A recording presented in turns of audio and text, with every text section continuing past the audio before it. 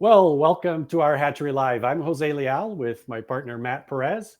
And today we have with us Ana Mendonça, that Chief Happiness Officer to the world, or at least to Portugal and Europe and all the things that you're doing there. Yeah, Welcome, Ana. thanks. It's really nice to It's a have you. pleasure to be here. So, we've had you and I have had a chance to talk a couple of times, a few times. Were you at the Radical Purpose thing this morning? Did you make that? Oh, I didn't.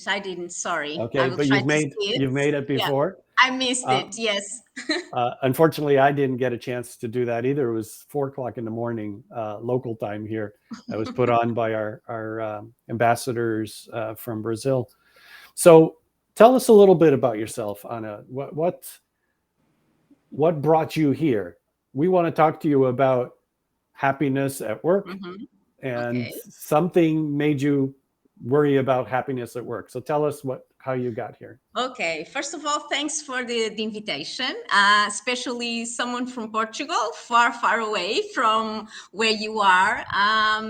Well, happiness is something I always worked in human resources department in big companies, multinational companies.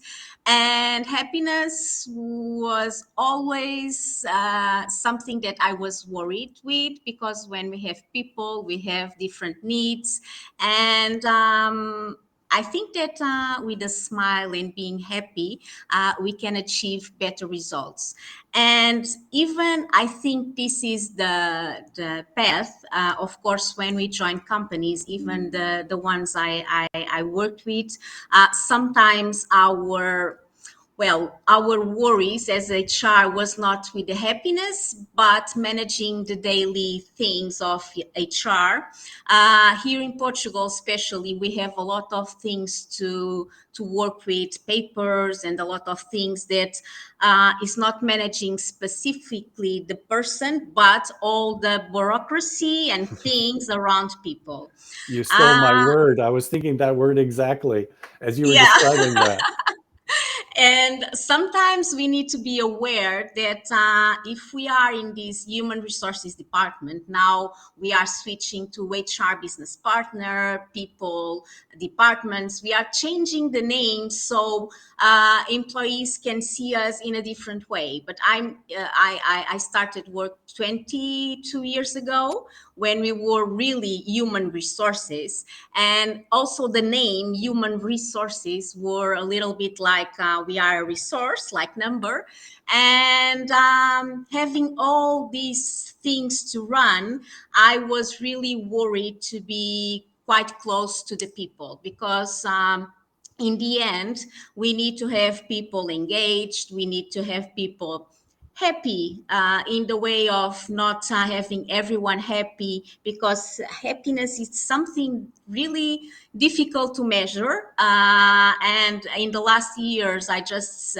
did a chief happiness officer training to see what we need to learn to manage happiness. But I'm thinking so in the last years around these, and more, what I think that we try to solve in companies is not the happiness, but having our employees well in terms of health and in terms of all the things that we can give them, and then if they are happy or not, because happiness is also what you have in your personal life and things that we cannot manage.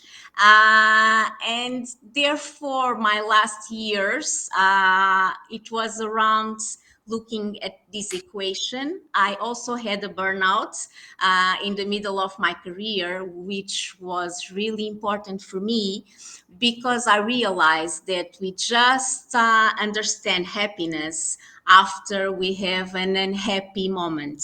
Okay.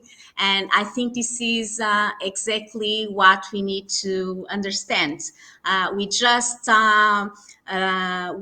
smile because we already know when we were so not so happy and we cried, and it's like seeing the balance between the emotions. And this is what I've been done in the last years, doing in the last years, but mainly being there, present for people and understand people. And So, this is, so if I may ask a question, so you mentioned feelings, and you think feelings are important. You picked on one particular feeling, happiness. Um, do you see that as the problem, that people aren't happy enough, or is there something else? What is the problem as you see it? I think that more and more we are starting to talk about mental health, which was a subject that for several years we never talked about. I was used to be in companies where we heard, like, if you have problems, leave them outside the door. And of course, after several years listening things like that, you tend to pretend that you are okay, even you are not. And now more and more people, and very important people, are coming across and saying, I had an issue with my mental health, this happens, and we need to be aware. And I think that when you start to bring these things to the companies, because before, some years ago, if you went to talk with managers about happiness, what they would ask you is, how can we measure happiness? What will be the KPI, or what we can have in terms of return on investment if we do something for people to be happier? Because to be happy, you need to ask them, are you happy? And then you never know what will be the answer. And Mhm. therefore, I think for several years, we from HR were not talking about happiness. So the business will look at us like, okay, they work in HR, they are worried with HR, but also with the business. If we start like talking about happiness, I always had the strange feeling that if you go there to talk about things like that, they will look at you like, oh, she's talking about things that are not healthy for the business and things like that. And that's why, even because I'm always smiling, this is something that I have, and I don't know if you see it, but I had this blessing of having this, I don't know how to say it in Dimples, English. dimples. Dim- Exactly. Dimple. Here in Portugal, we call it covinhas. And I'm always smiling. It's something that it's quite common in me. And sometimes I thought about it, because if you smile a lot, I thought, well, maybe they will look at me like the silly girl that it's always smiling. Perhaps they will not think that I'm professional. You know, we have a lot of internal discussions. And I think with maturity and having more, with life going, now I'm not so worried. I go there, I show what are my beliefs, and I really already had the chance to show the difference between arriving to a company, being kind, smile. Of course, it's not smiling like a crazy person, but it's the difference between being like with a closed face or being nice. Smile. And if you receive someone with a smile, uh, you will try to smile also. At least you will give me the answer to my smile with a smile. And this is what I've been doing in the last years in the human resources department. Now, as a consultant and doing transformations, I think this is really important. I had the opportunity to do a transformation here in Portugal, from a traditional company to a self-management company, where you take out the leaders out of from the equation. And of Son, course, Anna, I'm going to interrupt you because I want to get back to the okay. happy. I like what Sandra said.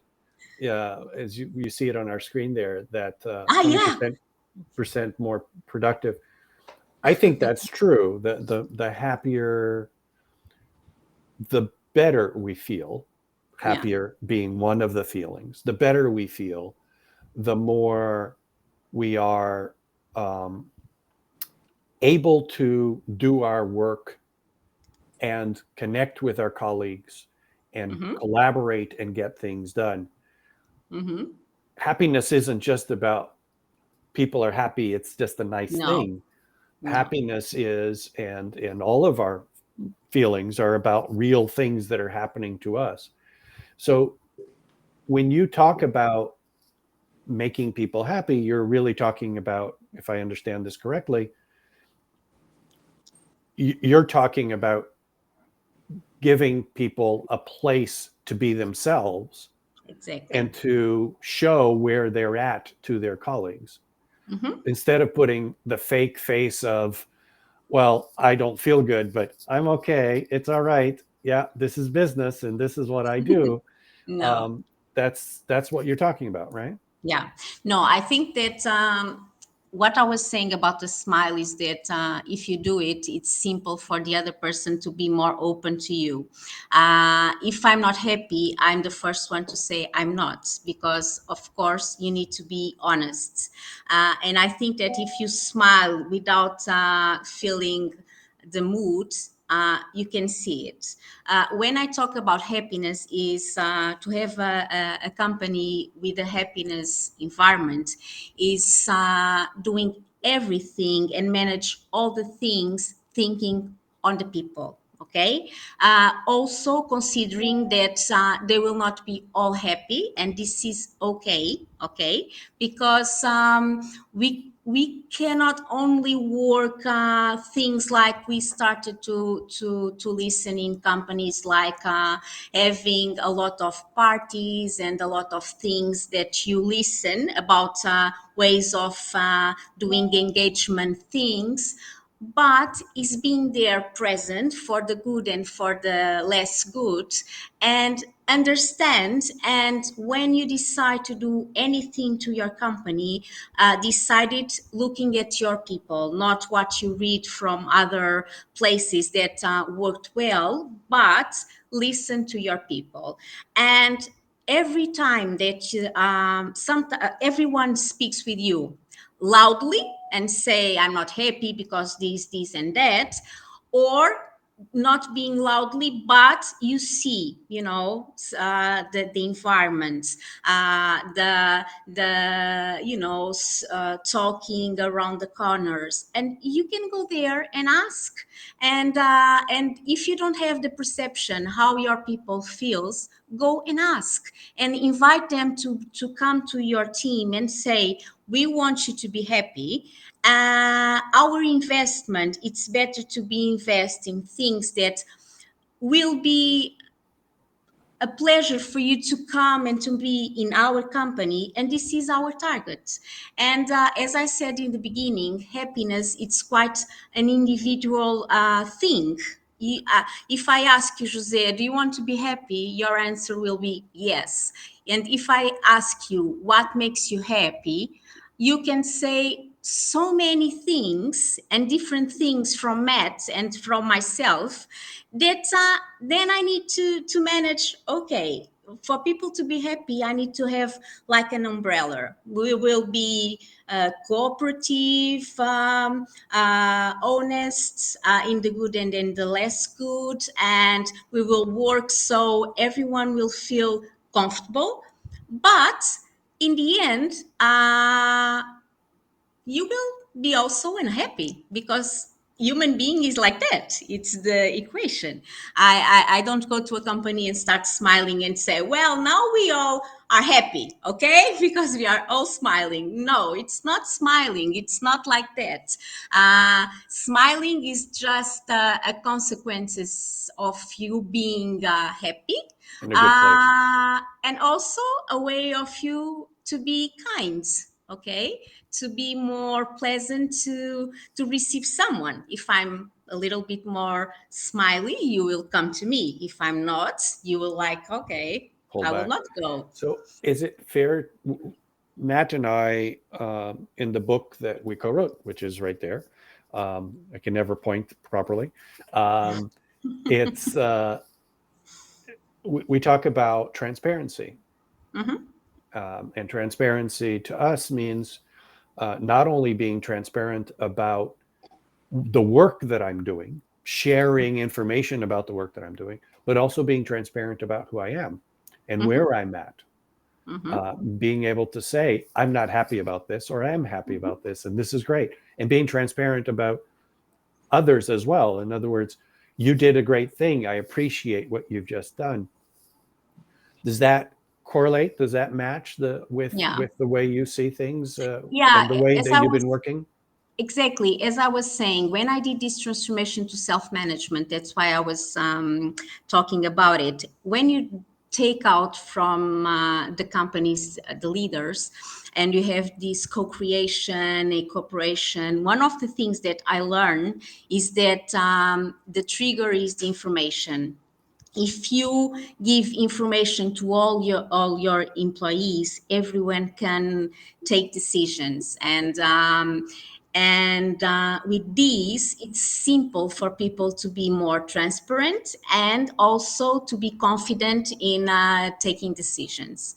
And also, one of the other thing I saw is the ego. I think the ego, and I think all of us, we have egos, okay, and we need to manage it in a way that you can say, I'm not okay, even I'm a manager, I'm afraid, even I'm a manager, and also as an employee.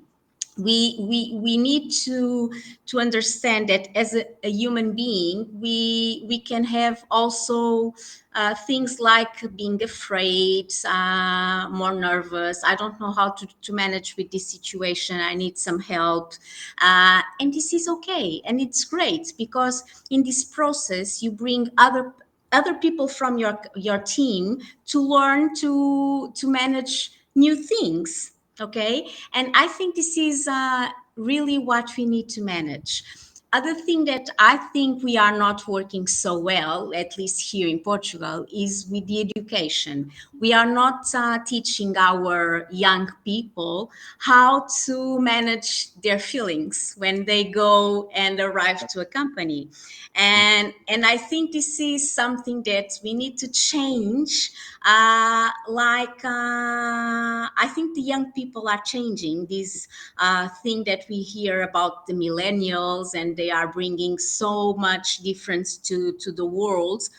But in the end, if you look what they are asking for, it's something that we also wanted in our time. The question is that we thought, I need to be here. Even I need to work until 11 o'clock because then they will see I work and it's really great and things like that. But in the end, we would like to have life work balance.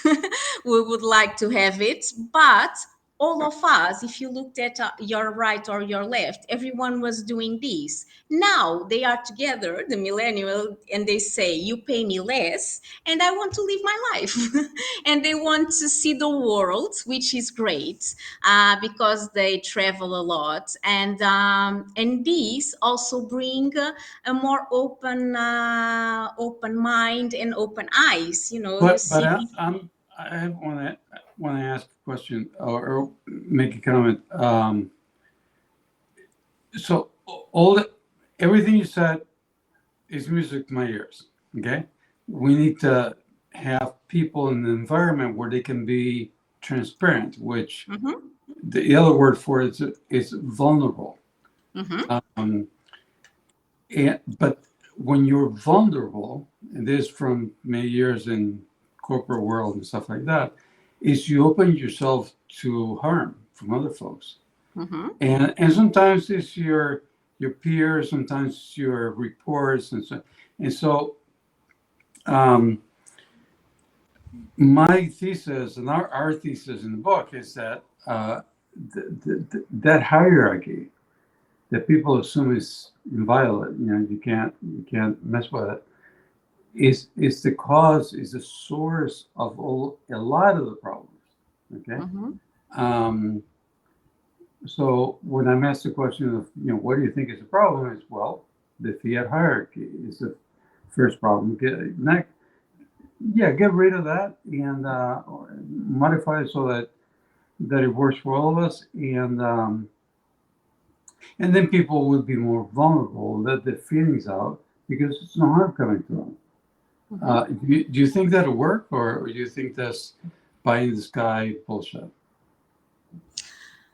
Well, I don't know if I understood well your question, but I think that if we all bring our emotion and we can be more vulnerable, we work the feelings. No one likes to receive a bad feedback, okay?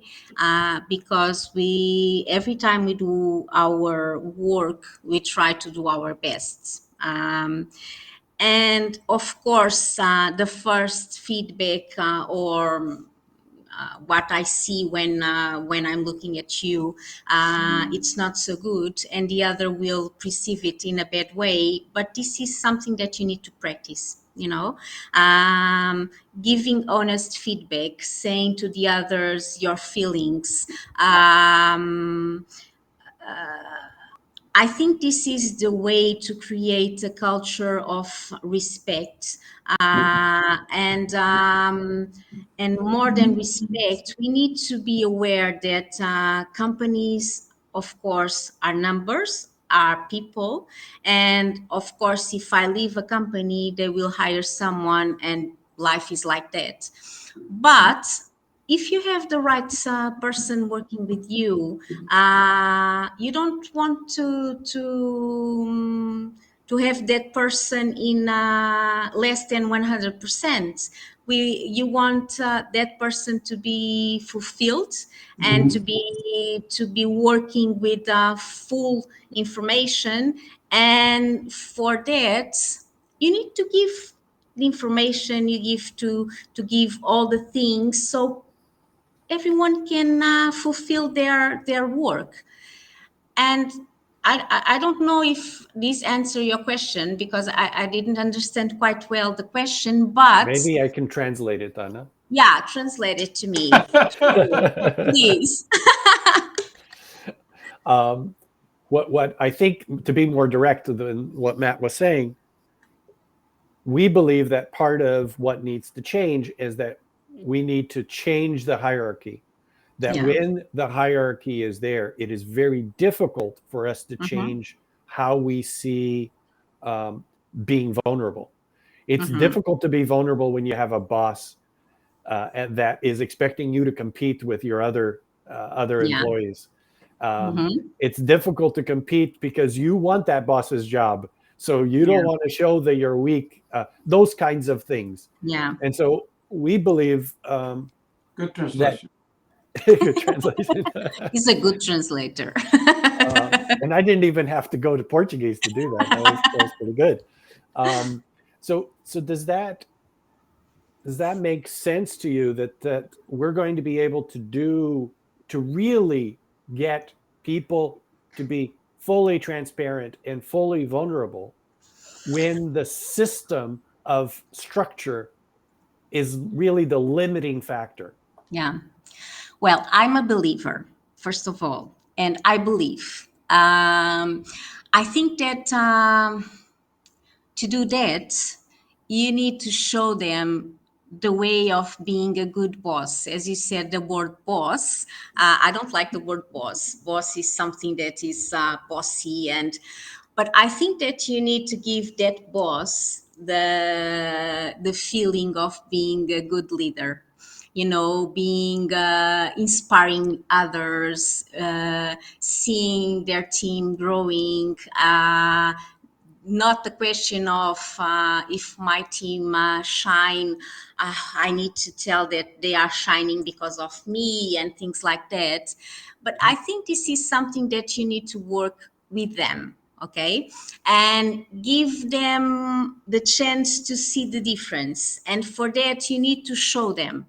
Okay, it's a process where you need to be right next to the managers. I already did that. I had a boss in my previous companies and life, the ones that were really, well, bad leaders, if I can say it. And even you try to teach them or give them trainings, they were really, well, not a leader.